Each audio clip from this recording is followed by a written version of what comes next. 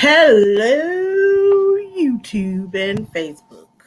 Welcome to Underneath the Hat Podcast. I am your host, Arthur Cherie Simmons.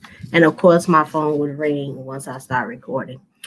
I am excited for today's episode because this is our final episode of season 2. This is the second season of me actually doing the podcast, but this is the end of the first season of me actually vlogging it on YouTube. So I am so excited. So much has been going on today, and I'll tell you about that in a minute. But I decided for the last episode, saying as though I've been chronicling my hysterectomy recovery, and I'm in week 7 of it now. I go back to work next week.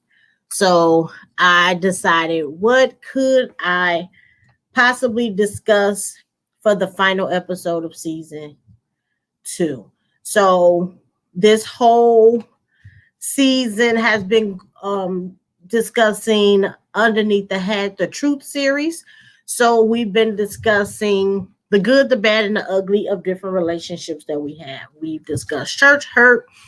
We've discussed family hurt. And then I dove into my hysterectomy recovery, which is a form of hurt because I can no longer fulfill a dream that I've always wanted of biologically having my own children. So for those that may wonder why at 38, I had to have one, you can check out my book. It's that size for a reason. My journey through infertility on Amazon and wherever books are sold. You can also check out my other book, Underneath the Hat, which is where the title of the podcast comes from. Both of these are available on Amazon. Just go and type in my name and both of these will come up. But this book sheds light on how I got to the point to where I needed a hysterectomy. So go and check it out and hear about my testimony. You can also watch the other previous episodes of this podcast, and it will give you a little bit more information as well. But for this last episode, I decided to discuss setting boundaries. The good, the bad, and the ugly of setting boundaries. And this plays really well into today, May 27th. I wanted to discuss this because today is a very special day for me. Some people may not see it as special, but I do, and I'll explain. Because today is the day that I finalized my divorce. So this is my second marriage, and you can read about the first one in Underneath the Hat, wherever books are sold. But this is my second marriage, and it was finalized today. And I decided to talk about boundaries because it played an intricate part in why I decided to even go through with the divorce. So let's talk about it. So when we hear people talk about boundaries, my definition of boundaries, which I have learned over the 7 years I've been going to therapy, that boundaries is basically you deciding what your expectations are, setting them, letting people know this is a line you do not cross. So basically, boundaries is the line that we set for people, relationships that we have, to let them know this is not something that I like. This is not something I'm going to accept from you. This is how you should treat me, basically. So over the last couple of months, I have had to set some boundaries, particularly with my family, in that I had to just put my foot down and say, I'm not going to allow for you to treat me this way anymore, and I'm not going to accept it. And I will say it really hasn't been hard for me, and it makes me feel like, man, you cold blooded. When I hear other people say, well, Cherie, that's this person, and Cherie, that's that person. How could you just cut them off? And I'm 38 years old, but I have been dealing with people treating me like crap for a very long time. At least from what I can remember since the age of 10. Having a therapist and being able to reflect back on things that have happened in my life, I can recall it going all the way back to age 10 of people treating me any kind of way and the foundation being set for me to accept it.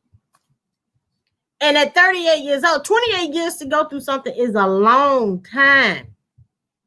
28 days is you setting a habit. If you do something for 28 to 30 days, they say that's how long it takes to form a habit. So if it takes 28 days to form a habit, can you imagine the type of detriment that is being set when you allow someone to treat you any kind of way and you accept it for 28 years? That's a long time. And so because of the foundation that was set for me to just accept anything and be okay with it, especially if it was a primary family member, that's not the word I'm looking for, not primary, but a close family member, then that sets the tone for all of my other relationships. And when I look back over it, that's exactly what it did. I married my father both times, but different levels of him. And with my first husband, I married parts of my father based on what I had seen coming up to the point of me marrying him. And the things that I accepted from him were the things I accepted from my father. And because he was the man in my life, I took it. When he's loving me this way, he's not doing this. So that I can deal with that because I accepted it from my dad. And then with my second marriage, I married a different version of my father because he had grown and become a different version of himself by the time I remarried. But I still ended up marrying a version of my father the second time. It may not have been as bad as the first one, but there were still things that I accepted from my second ex-husband now because I accepted it from my father. But once I started setting boundaries with my dad and putting my foot down and saying, this is how you're going to treat me, this is what I expect from you. If you can't give me what I'm expecting, then we can be father and daughter, but we don't have to have a close relationship. Once I set those boundaries, I'm excited for what's to come next because I'll finally find somebody that respects me and appreciates me for who I am because I set those boundaries with my love foundation. My father was my love foundation. Fathers are the ones who show you as a girl how you should be treated by a man. So because I set those boundaries with my love foundation, then I'm excited for what's to come if it's in God's will for me to be married again, Lord help, Jesus. But at least I know that if it's in his will, I'll be ready and better prepared because I have now set boundaries with my love foundation.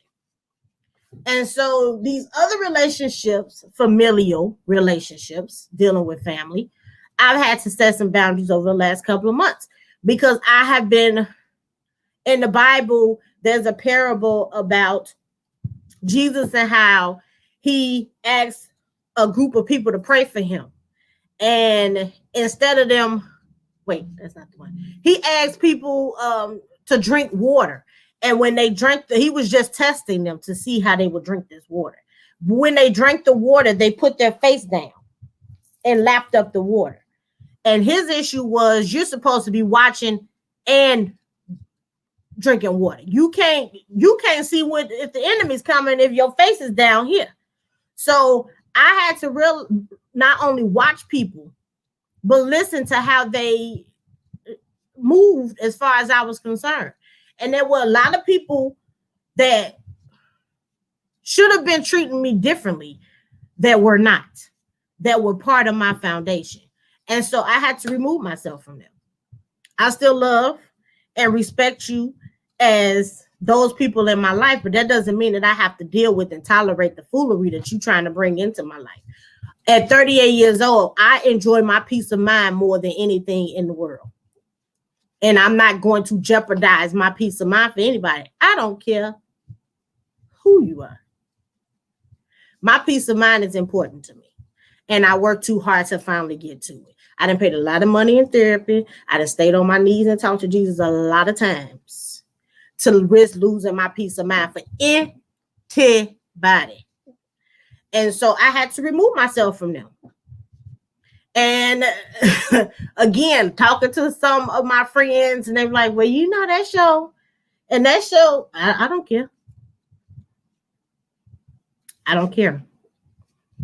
Because I'm not going to allow for you to treat me any kind of way and think that it's okay. It's not. It's not. I realized how people saw me, how based on how they treated me. And I didn't like the way that I was being treated. So I removed myself from the situation. I don't have to explain it. I'm not apologizing for it because I feel great. And the relationship that I have with my God, I know that if I was wrong in any form or fashion, he would have pricked my heart a long time ago and said, Cherie, now you know. That prickling has not happened because I'm moving based on how he told me to. And everything that they thought they could have given me, he gives me times 10. So it's not like I'm without because these people are no longer in my life. I have not starved. I have not hurt. I have not gone without because I no longer am in communication with these people because my God supplies all my needs. I know who he is. I accept the role he has in my life, and his role is bigger and better than anybody else's. So I'm okay. But you have to show people how to treat you. And so you have to set those boundaries. I don't care who it is. And that is why I am celebrating my divorce. It reminds me of Andre from Brown Sugar when he walked in and saw his wife on a date. Okay? Full married woman on a date. On a date. Okay? And he said, I want your most expensive champagne because we celebrating my divorce. So I treated myself out to the lunch today at the Cooper's Hawk. I didn't drink any wine, but I had a couple of Coca-Colas, a nice salad, egg rolls. I enjoyed myself. Because, and I've been reflecting a lot these last couple of days. I had to set boundaries, even in my marriage. Now, this is my second divorce, and I reflected on my way to Cooper's Hawk today as to how I was feeling because everybody's like, how you feeling? You okay? Like they expected me to break down and run into traffic. The first marriage, I was distraught. I was like, what is going on? Because I put a lot of years into that relationship. That was a 16-year relationship from courting to the end. And then the way it ended was like, I never even existed. It was like, he's done. That's it. Who is Cherie? So that hurt a lot. And then I self-reflected and got myself together and tried to be better than what I was in that relationship. So I started to slowly understand what my worth was and what I could bring to the table. And then when I married my second husband, I was not in the same mindset that I was. I was not as naive with my first marriage. That was a high school sweetheart that turned into a boyfriend that turned into a husband.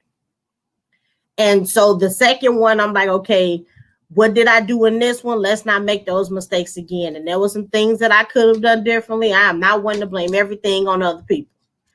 But there were some things I could have done differently and tried to do differently. But you can't do everything on your own in a relationship. And so I came into this second one knowing my worth a little bit better than I knew in the first one. And reflecting on it, I remember walking out of the courthouse, the first marriage, and being distraught and traumatized. And then this one, I'm able to celebrate the way that I was because I know the value of my worth. And that I realized that it wasn't my fault. There was nothing that I could have done. It wasn't my fault. I did everything I was supposed to do. Even tried to improve and do better with it than I did the last time. Hold on, let me mute my TV. Please hold.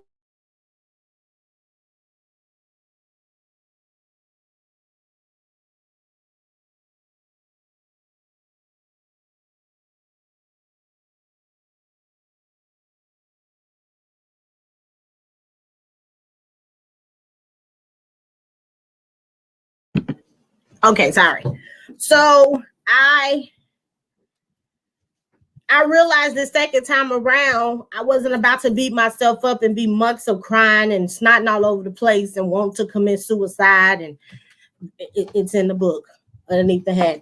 Want to commit suicide and do all those things. I wasn't trying to do all that this time. I'm one of those people where I try to do it right the first time so I don't have to do it again. And if I do make a mistake, I learn from the mistake so that I don't make it again. And that's what I did with this one. I realized even when I was trying to do more, make it work, make sure I did everything that I could, God was like, okay, you did it. You're good. Okay. It's okay. And so yesterday when I was making dinner, I was reflecting. I'm like, Cherie, you pride yourself on these character traits about you that you appreciate about yourself. And those are the fact that I'm driven, I'm consistent, I'm transparent, and I have integrity. The biggest of those is integrity to me. And God told me in the kitchen while I was making my salad, he said, why would you expect something from somebody or accept something from somebody that you yourself wouldn't accept for yourself? So if your main character trait that you're most proud of is integrity, why would you want to be with somebody who doesn't have integrity? And that's when it was like, So I had to realize that even though I knew what my worth was, I wasn't always valuing it like I should. And so today was a celebration of me recognizing not really more so the fact that I was divorced, because he and I did not end on bad terms like the first one did. Like I can still call him and act stupid and make jokes, and we could go to dinner or go hang out somewhere because we have that open line of communication. So I don't hate him. It's just that we weren't meant to be together. And so I had to set those boundaries with him as well. And with setting boundaries, you have to know what your worth is. You have to know how important you are. And once you realize the worth of your own self-worth, then you'll be able to tell people how they should treat you. But you can't expect somebody to treat you one way and you don't even treat yourself that way. And so it was easy for me to set these boundaries because I realized my self-worth. I realized that I was worthy of someone being honest with me and having integrity and being consistent with me and being transparent with me, because I was those things to them.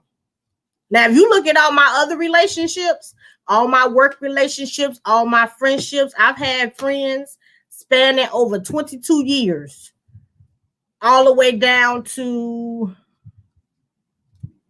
4 or 5. Well, yeah, wait. 3 or 4 years is the youngest friendship I have. The most mature friendship I have is from high school, 22, 23 years. And with all those relationships, if you ask any of those people that I'm for relationships with, the things that some of my family is saying about me is just not accurate. But that's because of the mindset of the people. And so I'm not about to keep myself in a relationship without boundaries. And that's why I wanted to do this final episode of season 2 of Underneath the Hat, to let people know you need to set your own boundaries. You need to determine what is of importance to you. What are the lines people cannot cross? How do you want people to treat you? You show people how to treat you. And if you don't like what you're seeing, then you need to look in the mirror, because it starts with you. I can't get mad at somebody for talking to me any kind of way when I allow for them to talk to me any kind of way. Just like with the whole N word. We get upset as African Americans, as Black people, when other people of other races call us that word, but they hear you say it to yourself, about yourself, to people that look like you. So you can't get mad when people are watching what you do and then do the same thing they see you doing. Just like we tell kids all the time, do as I say, not as I do. Well, that's a whole bold-faced lie. Because my parents told me a lot of times not to do something, but if I saw them doing it, I was doing it too. My pet father told me not to smoke, but my daddy used to smoke. I think he still smokes, but he used to smoke when we were living in the same house. And whenever he would send me to go light one of his cigarettes, I would take a little puff. Why? Because I saw him doing it all the time. He told me not to smoke, but I saw him doing it. So I went more with what I saw than what I heard you say. So we can't get mad at people treat us any kind of way because they see us doing it to ourselves. So if you don't like the way people are treating you, you need to change that by treating yourself the way that you want people to treat you. Because you could tell them all day, and then the first thing out their mouth is, well, I saw you. So in order for you to set boundaries, you first have to set them with yourself and realize, how do I want people to treat me? And once you realize that, then you need to start doing it for yourself. So this celebration today, even though it was the end of a marriage, I know it's not the end of a friendship. And they say a divorce is like a death. You have your grieving process. I'm sure there will be moments where maybe, but I don't think so. Because I got so much more that God wants for me to do. I don't have time to sit around grieving for something that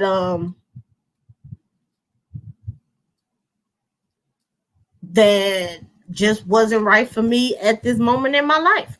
God is taking me to a different level, and everybody can go with you. Everybody can't go with you, and everyone doesn't grow with you. And so you have to know when to let people go. And sometimes it'll take longer for some to let go than others. But once you do, realize that you are not by yourself. You're not by yourself. So for this last episode of season 2 of Underneath the Hat Vlogs, I just want you all to know setting boundaries is a form of self-care, because you're taking care of yourself and making sure that you are okay. Recognizing your self-worth. You should never be in a relationship with somebody that causes you to sit in your car in the parking lot or in front of your house or in the garage before you walk into the building or walk into the house. If you got to say a prayer and put oil on your head and listen to inspirational music before you walk into somewhere, that means some boundaries have not been set. And if you setting these boundaries remove these people from your life, they weren't meant to be there in the first place. So I encourage everyone on here to do a little self-reflection, self-evaluation, figure out what is it that makes you happy, set those boundaries of what you will and will not accept. And if people can't accept your boundaries, then they can't accept you. And where God is removing people, that means he's making room for other people to come in. So be open to the process. Again, I want to thank you all so much for being with me throughout my hysterectomy recovery. I'm great. I'll be back at work next week. Thank you all for your support of watching the vlog. And I've heard so many testimonies of people saying how these episodes have been an inspiration to them. I appreciate you so much. You have no idea. And I just want to continue to encourage everyone to make sure that you take care of yourself. So not only is it on YouTube, but you can also check out this podcast on Anchor, Overcast, Spotify, Apple, Google, Breaker, and Pocket Cast. So if you can't watch it, you can always listen to it as you're driving to work or wherever you may be going. Also, don't forget, you can find the 2 books on Amazon or wherever books are sold, Underneath the Hat, and it's that size for a reason. My Journey Through Infertility. Go check those out. Again, thank you so much. I will be taking a break, going on some vacations, getting some new stuff started. And so the main purpose of this program is for people to be able to share their testimonies. Because like I always say, one person's testimony is another person's breakthrough. You have so many people walking around this world thinking that they are doing things, going through things by themselves, that no one else is doing it. And by having this platform, I'm able to show people that you are not alone. You are not by yourself. And here are some people who have gone through it and conquered it.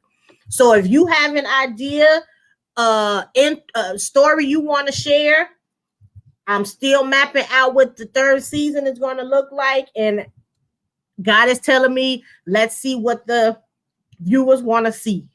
And so if you have an interesting story that you want to share, go ahead and email me at underneaththehat@gmail.com. Share your story, and I will be in contact with you so we can give you the opportunity and the platform to be able to share your testimony.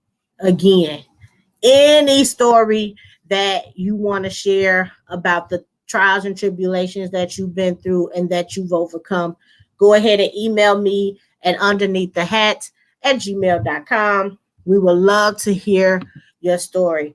Again, I want to thank you all so much for 2 seasons of Underneath the Hat podcast. I appreciate you. I love you. Thank you so much for the support. And remember, like I always say, to take care of yourself underneath the hat. Again, thank you so much. Enjoy your summer, and I will see you back here in the fall.